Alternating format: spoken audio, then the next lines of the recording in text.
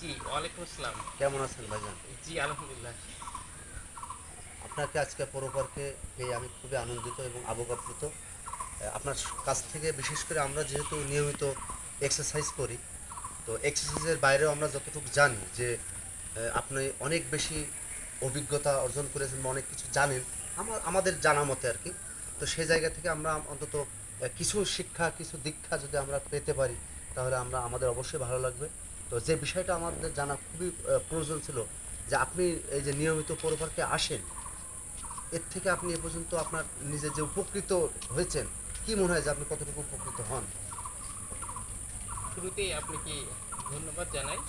আপনি যে বিষয়টি উত্থাপন করছেন সত্যি খুব দারুণ। তাই আমি আমার এই ছোট্ট পরিসরে অর্থাৎ স্বল্প জ্ঞানের থেকে আমি যেটা বুঝি বা আমি বাস্তবতা সেটা হচ্ছে যে একটা মানুষের সুস্থতা, একটা মানুষের সৌন্দর্য, একটা মানুষের যে কর্মক্ষম থাকার জন্য যেটা করণীয় সেটা হচ্ছে যে খেলাধুলা, শরীরচর্চা, এর মধ্য দিয়ে একটা মানুষ তার শরীরটাকে ভালো রাখে, সুস্থ রাখে, তার মন মানসিকতা চিন্তা চেতনা প্রতিটা ক্ষেত্রেই একটা ভালো দিক বয়ে আনে। অতীব গুরুত্ব বিষয় হচ্ছে যে এখন পৃথিবীটা হচ্ছে অত্যন্ত গতিশীল একটা যুগ। এই যুগে মানুষ তার মানসিক যে স্বস্তির জায়গাটা সেটা কিন্তু পাচ্ছে না। বিভিন্ন কাজে তার পারিবারিক, অফিস, ব্যবসা বাণিজ্য নানা বিষয়ে সে কিন্তু সম্পৃক্ত। তার মনের যে একটা আনন্দের জায়গা, শান্তির জায়গা, উৎফুল্লতার জায়গা সেটা কিন্তু হারিয়ে ফেলছে। তো সেই জায়গাটা আমরা যদি পুনরায় যদি আমরা ফিরে পেতে চাই তাহলে নিশ্চয় আমাদের এই সবুজ চত্বরে প্রকৃতির সাথে আমাদের মিশতে হবে এবং এই মেশার মধ্য দিয়ে আমাদের মধ্যে একটা সতেজ ভাব আসবে। আমাদের মনের মধ্যে আনন্দই আমাদের জড়তাকে মোচন করবে, শক্তির জায়গাকে বিকাশ ঘটবে। সুরজ ভাই, আবারও আপনাকে ধন্যবাদ জানাই। আহ, আমরা যে যে নিয়মিত সকালে যে এক্সারসাইজটা করি, আহ, এই এক্সারসাইজটা আমাদের শরীরের জন্য কি কি ধরনের উপকার হয়, মানে কি কি ধরনের উপকৃত হই আমরা এই এক্সারসাইজ দ্বারা, সকালের এক্সারসাইজ দ্বারা? এখন আমি বলতে চাই যে সহজভাবে যে আমাদের দেহের মূল কেন্দ্রবিন্দু হচ্ছে আমাদের ব্লাড সেল অর্থাৎ আমাদের কোষ। তো এই কোষ যার শরীরে যত সবল যত শক্তিশালী সেই মানুষ তত সুস্থ। তো এই কোষের সক্রিয় রাখার জন্য সব থেকে যে গুরুত্বপূর্ণ বিষয় হচ্ছে সেটা হচ্ছে যে অক্সিজেন গ্রহণ ক্ষমতা। যে মানুষ যত অক্সিজেন গ্রহণ ক্ষমতার সক্ষম সেই মানুষ তত সুস্থ। আরেকটি বিষয় হচ্ছে যেটা এই কোষের জন্য গ্লুকোজ অর্থাৎ আমরা যে খাবার গ্রহণ করি সেই খাবারটাকে আমাদের হিউম্যান অর্গান সেটাকে গ্লুকোজে রূপান্তর করে তার বডিতে নিশ্চিত করে। এখন আসি অক্সিজেন গ্রহণ ক্ষমতা। যে যখনই আমরা পাঁচজন এক জায়গায় বসবো, একটু শরীর চর্চা করব, একটু মনের আবেগ নিয়ে বা ভালোবাসা নিয়ে একটু গল্প করব, আমাদের অক্সিজেন গ্রহণ ক্ষমতা বেড়ে যাবে। অক্সিজেন গ্রহণ ক্ষমতা যখনই বাড়বে তখন আমাদের দেহের সেল শক্তিশালী হবে। আর শক্তিশালী হওয়া মানেই আমাদের প্রতিরোধ ব্যবস্থা আরও সুদৃঢ় হবে, আমাদের দেহের গঠন, আমাদের মানসিক অবস্থা আরও উন্নতি ঘটবে। কাজেই আমাদের এই অক্সিজেন গ্রহণ সক্ষমতা বাড়াতে হবে। আমরা পৌর পার্কে নিয়মিত যারা এক্সারসাইজ করি তার বেশিরভাগ ক্ষেত্রে আমরা দেখি যে তাদের এজ 30 বা 40-র কাছাকাছি বা তার উপরে। তো এটা তো হওয়ার, এক্সারসাইজটা তো সব বয়সের মানুষের জন্য হওয়ার কথা ছিল। সেই জায়গায় তার নিচেই যে একটা শ্রেণী, এরা এই এক্সারসাইজটার প্রতি ইন্টারেস্টেড না, বা তারা এক্সারসাইজটা আমরা দেখি না, পৌর পার্কে তাদেরকে নিয়মিতভাবে দেখি না। এর পেছনের কারণ হিসেবে আপনি কি মনে করেন? এখন আপনি যে বিষয়টা তুলে ধরছেন সেটা অতীব গুরুত্বপূর্ণ। যে আমার ঘরে সন্তান আছে, আমারও বেবি আছে।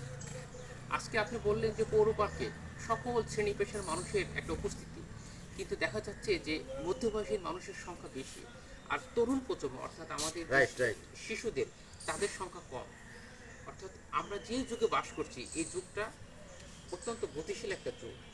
আর যারা এই স্টুডেন্ট লেভেল অর্থাৎ পড়াশোনা করতেছে তাদের অংশগ্রহণের মাত্রাটা বেশি হওয়া উচিত বলে আমি মনে করি, কিন্তু সেই জায়গাটায় আমরা সে কাঙ্ক্ষিত সেই মানুষগুলোকে পাচ্ছে না। তা আমি মনে করি যে এর পেছনে হচ্ছে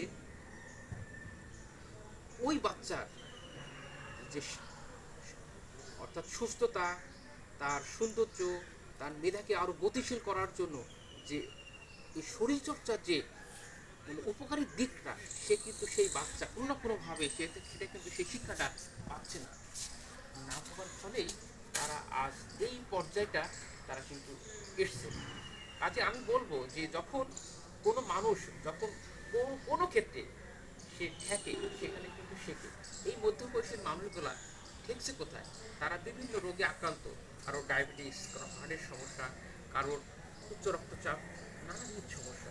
তখন বাধ্য হয়ে তারা এই বিশেষজ্ঞ চিকিৎসকের পরামর্শে বলছে আপনি হাঁটেন, আপনি কাজ করেন, আপনি আনন্দ করেন, আপনি এটা করেন।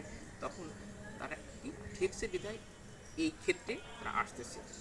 কাজে আমি বলবো যে এই তরুণ প্রজন্মদেরকে অর্থাৎ নতুনদেরকে ওই বোধ শক্তিটাকে আরো তৈরি করতে হবে। তৈরি করতে হবে। এদিকে সব থেকে বড় ভূমিকা পালন করবে পিতা মাতা, তার পরিবেশ, তার টিচার, অভিভাবক শ্রেণী যেটা, তারা তাদেরকে যদি সেভাবে তাদের সুন্দর করে বোঝাতে সক্ষম হয়, তাদেরকে যদি সেই মাঠে নিয়ে আসতে পারে, তখন তারা নিশ্চিত এই সুবিধা যখন পেয়ে যাবে, তখন এই সুবিধা থেকে তারা আর এই পথ আর ছেড়ে দেবে না, তারা এখানে বেশি সময় ব্যয় করবে।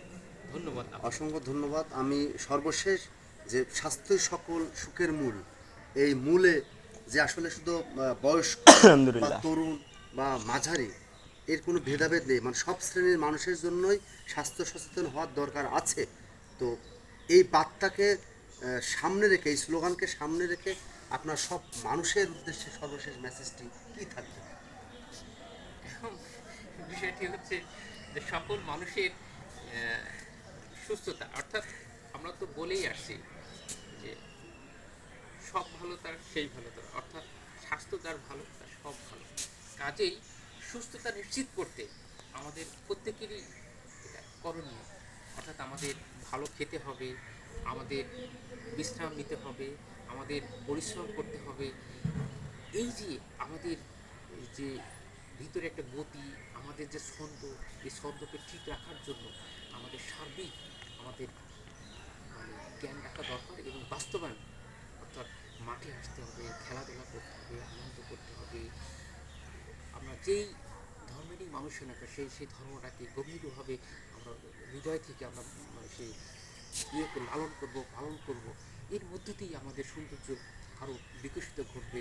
আমরা আরও আরও অনেক অনেক বড় একটা পর্যায়ে আমরা চলে যাব, যদি আমাদের সেই মন, মানসিকতা, চিন্তা, চেতনা যদি উন্নতি ঘটাতে পারে।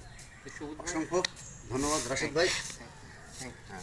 এতক্ষণ ধরে আপনারা আমাদের সবার প্রিয় একজন গ্রন্থকার, একজন প্রিয় মানুষ রাশেদুল ইসলাম রাশেদ ভাইয়ের গুরুত্বপূর্ণ কিছু কথা আপনারা শুনেছেন। আশা করি আপনারা আপনাদের জীবনকে সুন্দর করার জন্য, স্বাস্থ্যকে সুস্থ রাখার জন্য নিয়মিতভাবে এক্সারসাইজ করবেন, এক্সারসাইজের সাথে থাকবেন, আমাদের চ্যানেলের সাথে থাকবেন। আসসালামু আলাইকুম ওয়া রাহমাতুল্লাহ।